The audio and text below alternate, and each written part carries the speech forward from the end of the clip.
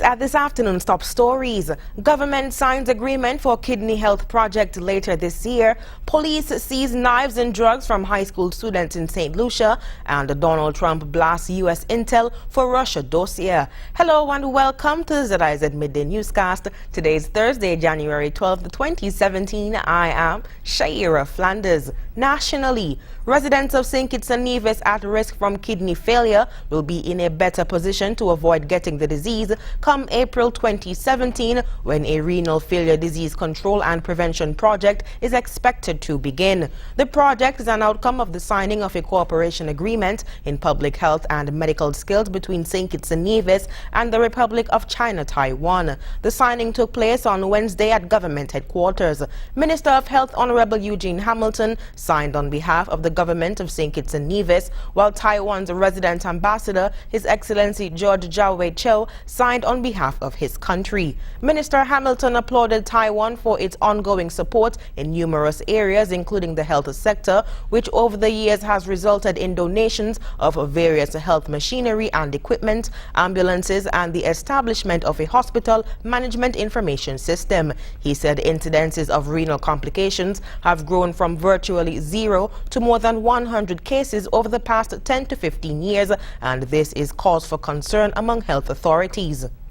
I urge everyone in the country who attends our clinics in the various districts to inquire about the testing that they could do to identify whether they are at risk, so as to reduce the incidence of chronic renal failure.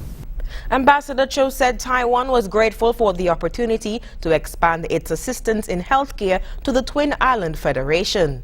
This is the new era between St. Kitts and Nevis and also Taiwan to conduct the new and the comprehensive medical and public health cooperation. And after the signing of this agreement in the coming April, a new project will be introduced. Taiwan will not only provide the medical facility equipment and also the personnel exchange. We also will cooperate with the government of St. Kitts and Nevis to conduct the control and the prevention education, which we understand this is more important for the medical treatment, because we can reduce the resources on the disease and we can diversify the valuable resources to other parts of the country's development. He added that this would help to decrease the total cost being spent to treat patients with kidney failure and allow the funds to be channeled to other areas of national development. Minister Hamilton revealed that hemodialysis treatment, which is a process of purifying the blood of a person whose kidneys are not working normally, can be very costly, sometimes running a patient more than $100,000 per year. The Renal Failure Disease Control and Prevention Project is expected to run for 3 years. St. Kitts tourism is expected to rise to new heights when 5 cruise ships visit the island today, with a total maximum capacity of more than 16,000 passengers. Calling on St. Kitts today will be the Adventure of the Seas of the Royal Caribbean Cruise Line, Regal Princess of Princess Cruises, Aida Luna of Aida Cruises, Freedom of the Seas of the Royal Caribbean Cruise Line, and TUI Discovery of Thompson Cruises. Minister of Tourism, the Honorable Lindsay Grant, said that the possibility of having more than 16,000 cruise ship passengers arrive in one day will be a remarkable achievement for St. Kitts. He said, quote, "Never before has St. Kitts ever received ships with a total maximum capacity of 16,000 passengers in one day, and is a testament to the hard work my ministry has been doing to establish St. Kitts as a top cruise destination in the Caribbean," end of quote. Minister Grant added that today will be busy with cruise activity, and so every resident of St. Kitts must strive to be courteous and remember that a smile goes a long way in making our guests feel welcome. Minister Grant advised the taxi and tour operators, vendors, retail outlets, restaurants, bars, and the various attractions to prepare for the arrival of the 5 cruise ships. Prime Minister Dr. the Honorable Timothy Harris has extended congratulations to the Prime Minister of the Commonwealth of the Bahamas, the Honorable Perry G. Christie, and its people, who on Tuesday celebrated the 50th anniversary of one of the most historic events in the country. On January 10, 1967, the Progressive Liberal Party, or PLP, led by Lyndon Pindling, and the governing United Bahamian Party, led by Sir Roland Simonet, both won 18 seats in the 38-member House of Assembly. Mr. Pindling went on to become the Bahamas' first black premier in 1967 and later its first black prime minister, ending the country's centuries-old tradition of white minority rule. With the coming into force of the Majority Rule Act 2013 in the Bahamas, the 10th of January became designated as a public holiday known as Majority Rule Day as of 2014. Prime Minister Harris's congratulatory letter to Prime Minister Christie reads in part, quote, "The government and people of the Bahamas have contributed to the strengthening of the Caribbean community in the fields of foreign policy coordination, trade and integration, sport and culture, and health and human resource development, among other areas. The government and people of St. Kitts and Nevis are indeed proud of the sterling contribution made by your country since the attainment of majority rule in 1967. The police have seized another illegal gun and rounds of ammunition. According to reports, during a patrol in Upper Cayon around 10 o'clock last night, the police found and confiscated an illegal firearm and 19 rounds of ammunition. Further details on the find have not been released as yet, but will keep you up to date as the information becomes available. Introducing the all-new ZIZ mobile app. The newest way to get the latest on what's happening locally, regionally, and internationally. Say goodbye to newspaper clutter and hello to updated classifieds on our radio market. Whether it's streaming your favorite local TV or radio show, or catching up on memorable moments in sports and entertainment, the ZIZ mobile app offers this and so much more. Always on the go? Get the ZIZ mobile app today. Visit the App Store on your smartphones and tablets to download the app free of cost. ZIZ Online, reaching you wherever you are. Hi, I'm Carla Burridge. Join me weekdays at 7 p.m. for ZIZ's evening newscast. We'll let you know what's happening in your community.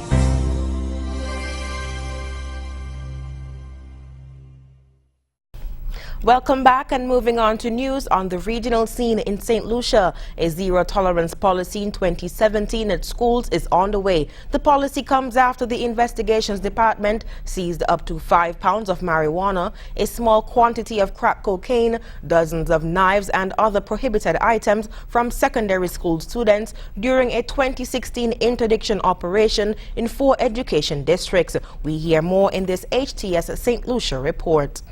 The Community Relations Branch, or CRB, of the Royal St. Lucia Police Force presented a small arsenal of weapons to the local press on January 11th. The police-led seizure mainly targeted secondary school students and spanned 4 education districts. According to the CRB, about 14 months of random search operations that ended in 2016 resulted in the confiscation of illegal drugs, including over 100 pellets of ganja, a small quantity of crack cocaine, dozens of knives, machetes, stolen electronics and cellular phones, and other prohibited items. Corporal Ted King is the senior officer in charge of the Community Relations Branch, Northern Division. The number of students found in possession of illegal drugs, mainly cannabis or marijuana, is alarming, including students of Forms 1. The illegal drugs which were seized are as follows: 16 marijuana sticks, 9 10-bag portions, 14 5-bag portions, 104 marijuana foil wraps, 3 foil wraps containing crack cocaine, and various marijuana portions which amounted to 5 pounds. The police seizure amounts to various felony weapon and drug possessions. However, CRB says the culpable students were let off with a warning and placed in intervention programs coordinated by their respective schools. The CRB plans to launch an anti-crime prevention operation for secondary schools in 2017. The School Crime Watch initiative will be piloted by CRB in Education District 5. However, the crackdown on illegal items will continue. Corporal King is not ruling out criminal prosecution of culpable students. We will continue our proactive approach, assist and guide you. The onus is on you to absorb the message. However, this year, 2017, the department has taken a zero-tolerance approach. And as a result, students who commit any serious criminal acts will be prosecuted. The searches were carried out on students on and off the various secondary school compounds. Rihani Isidore, HTS News Force. Last year, Guyana's Central Housing and Planning Authority for the first time distributed more than 2,000 house lots. HGP's Royden James explains why it is unlikely that all new applicants will succeed. Currently, the state has no available house lots in Region 4, while those available in other regions, especially Region 3, are a bit pricey. This is according to Minister with Responsibility for Housing, Valerie Adams-Patterson. That is one of the reasons why we are building townhouses, condominiums, duplexes, because we have to look at increasing density. We cannot continue giving one house lot per person, or we would never complete the 25,000 applications. The minister explained that given the fact that the department has lowered the age for persons to apply for house lots to 18 years, it is expected that significantly more applications will reach the department. That means it is highly unlikely that the Central Housing and Planning Authority will be able to deliver in a situation in which thousands of applications are already in the system. Minister Adams-Patterson was also asked about lands which were granted for housing development. Those lands, she explained, were given to persons with a view to developing them to help the CH&PA with a backlog of applications. But if that plan fell through... Well, if that fails, in my view, then CH&PA will have to look at taking back those lands from the developers and make it available for housing units and distribution of house lots in some cases. The minister pointed out that as far as house lots distribution is concerned, it was a good year for the Central Housing and Planning Authority. 2016, a total of 2,015 house lots were allocated. Minister Adams-Patterson said that while persons from every walk of life were granted house lots in 2016, special consideration was given to law enforcement officers. Royden James, HGP Nightly News.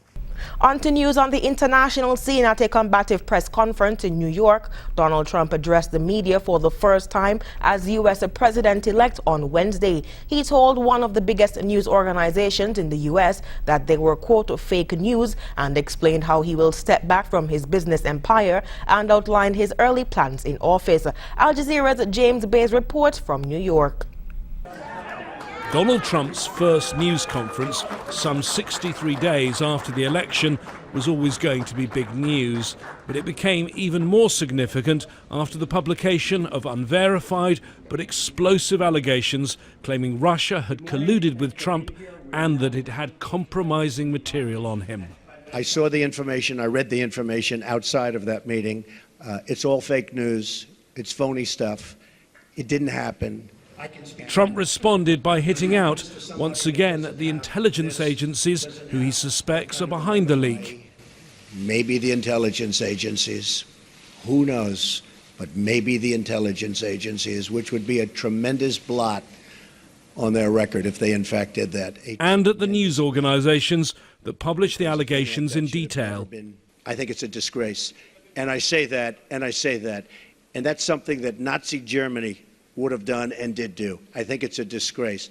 That information that was false and fake and never happened got released to the public. As far as BuzzFeed, which is a failing pile of garbage, writing it, I think they're going to suffer the consequences. They already are.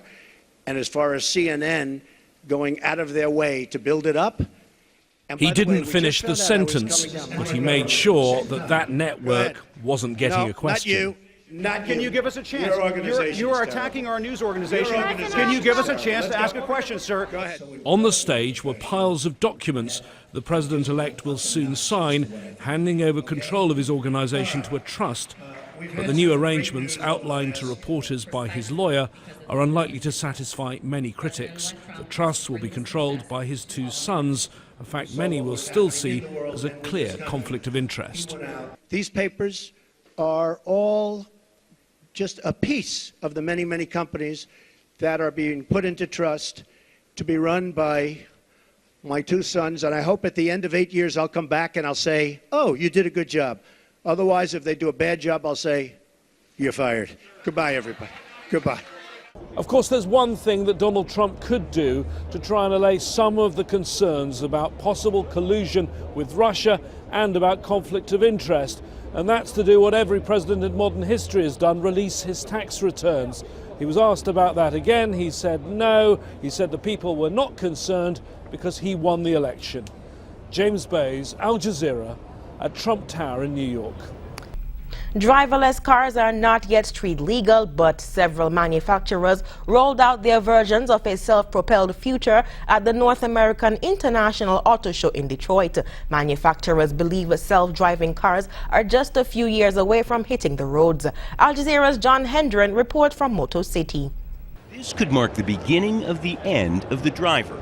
They're not yet street legal, but at the North American International Auto Show in Detroit, several manufacturers rolled out their versions of a self-propelled future. Among the automakers displaying self-driving cars are Hyundai, Toyota, and the Swiss company Rinspeed, complete with a garden view. One reason for the drive to replace human drivers? Safety. Self-driving technology could address some of society's biggest problems. Each year, more than 1.2 million people die on roads around the world. That's equivalent to a 737 falling from the sky every hour of every day, all year long. Google's Waymo division plans to test its self-driving Chrysler Pacificas on the road in California and Arizona later this month. This Volkswagen ID Buzz concept car is a new take on the old VW bus. It can go 600 kilometers on a single electric charge, no driver, and no reason for road rage. CEO Mark Field says self-driving Fords are just 4 years away. The passenger in the vehicle will not have to be prepared to take control. The vehicle won't have a steering wheel, it won't have a gas pedal or a brake pedal. We think that the automation of the vehicle is going to define the next decade. But don't expect to see one park itself at your home any day soon. I don't think we're just going to have a self-driving car in our garage.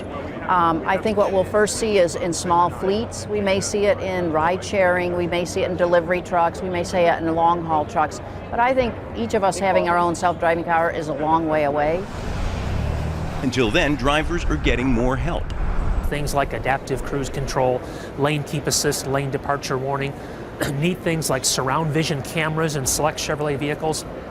Actually stitches together 4 exterior camera views and gives you a bird's eye view of your vehicle.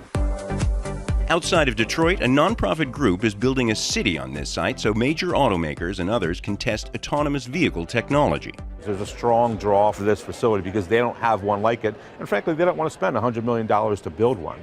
So we're going to build one that all can use. That could drive automakers to the future faster. John Hendren, Al Jazeera, Detroit. And now for the weather. Present weather is fair. Temperatures today will peak at 75 degrees Fahrenheit. Winds are moderate from the north-northeast at 17 miles per hour. Seas are very rough with waves up to 11 feet. Warnings remain in place for small craft operators and sea bathers against dangerous sea conditions, mainly on the northern and eastern coastlines of the islands.